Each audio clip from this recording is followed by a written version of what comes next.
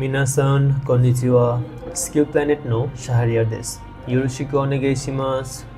ইতিমধ্যে আমরা Japanese বর্ণমালার hiragana শিখে ফেলেছি। আজকে থেকে আমরা শিখব কাথাকানা। আমরা জানি কাথাকানা কি, চলুন আরেকটু জেনে নিই। কাথাকানা হচ্ছে বিদেশি শব্দ, নাম, ব্র্যান্ড এবং জোর দিয়ে দেখানোর জন্য সচরাচর বিদেশি যে কোনো শব্দ বলার জন্য কাথাকানা ব্যবহার করা হয়। কাথাকানা কিসের জন্য ব্যবহার করা হয়? বিদেশি শব্দ বা ইংরেজি নাম যখন আমরা ব্যবহার করি তখন ওই শব্দগুলো আমরা কাথাকানা দিয়ে লিখি। চলুন আজকে আমরা কাথাকানার বর্ণমালাগুলো শিখি। আজকে কাথাকানার বর্ণমালার প্রথম দুটি লাইন শিখব। প্রথম লাইন হচ্ছে আ লাইন এবং কা লাইন, যেগুলো আমরা হিরাগানাতে শিখেছি। হিরাগানা এবং কাথাকানার উচ্চারণ পদ্ধতি একই রকম হলেও কাথাকানার লিখন পদ্ধতি একটু ভিন্ন রকম। চলুন দেখি কাথাকানার আ লাইন কীরকম। এটা হচ্ছে আমাদের কাথাকানার আ। কাথাকানার আ হচ্ছে এরকম দেখতে। তারপর রয়েছে ই, আ ই। তারপর ও, আ ই ও। তারপর রয়েছে এ, এ। তারপর ও।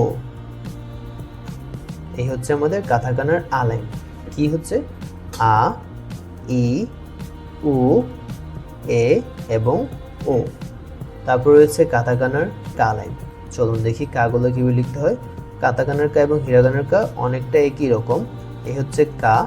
হিরাগানাতে উপরে একটা টান ছিল যেটা কাথাকানাতে নেই। এ হচ্ছে কা। তারপর কি, কা কি। তারপর রয়েছে কু, কা কি কু। কে, কু এবং কে অনেকটা একই রকম, শুধু কেতে এই জায়গার টানটা বেশি দেওয়া হয়েছে।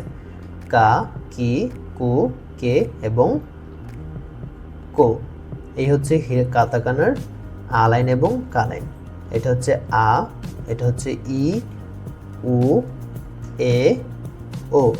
তারপর কা কি কু কে এবং কো।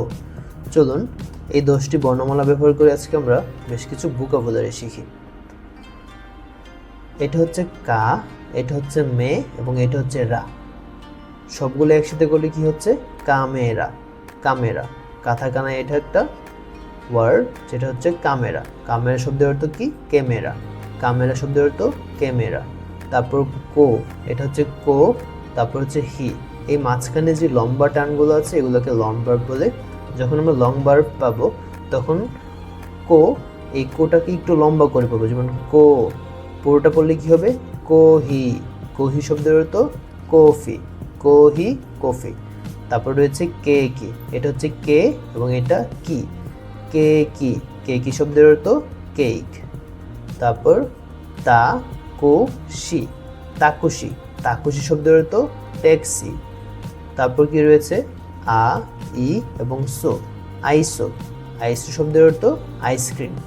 আমরা সবগুলো বর্ণমালার উচ্চারণ পারি। কাথাকানার যে বর্ণমালার উচ্চারণগুলো আমরা এখনো জানি না, যেমন মে, হি, তারপর শি, সু, সামনে এই বর্ণমালাগুলো ধীরে ধীরে আমরা শিখে যাব।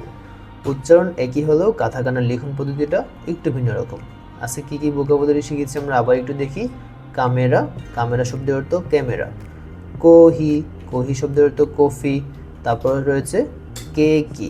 কেকি শব্দের অর্থ কেক। তারপর রয়েছে তাকুশি। তাকুশি শব্দের অর্থ ট্যাক্সি। তারপর রয়েছে আইসু। আইসু শব্দের অর্থ আইসক্রিম।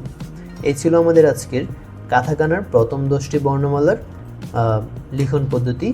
পরবর্তী ভিডিওতে আমরা কাথাকানার আরও 10টি বর্ণমালার লিখন পদ্ধতি এবং বেশ কিছু ভোকাবুলারি শিখব। সবাইকে ধন্যবাদ। আরিগাতো গোজাইমাস। সুরে দেওয়া মাতা।